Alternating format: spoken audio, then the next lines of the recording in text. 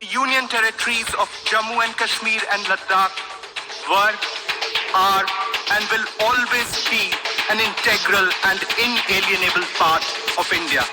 India's position on the veto remains consistent and clear. The veto as a matter of principle should be abolished. Over the past 75 years, all five permanent members have used the veto to achieve their respective political ends. Today, to acknowledge that a year has passed since the adoption of the veto initiative by this August Assembly. India's position on the veto remains consistent and clear.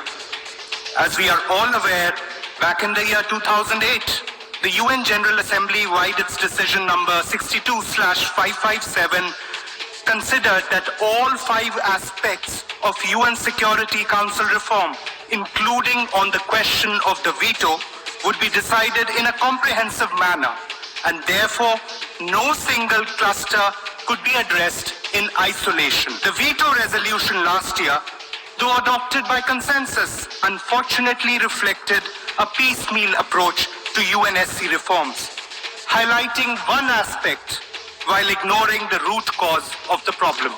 Over the past 75 years, all five permanent members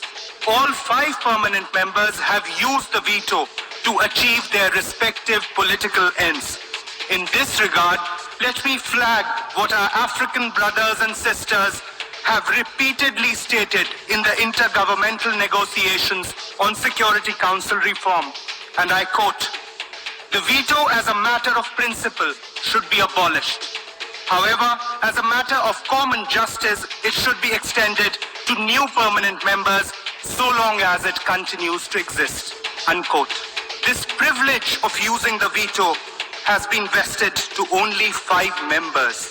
As rightly called out by our African brothers and sisters, this goes against the very concept of sovereign equality of states and only perpetuates the mindset of the Second World War. Either all nations are treated equally in context of voting rights, or else the new permanent members must also be given the veto. The Union territories of Jammu and Kashmir and Ladakh were, are, and will always be an integral and inalienable part of India.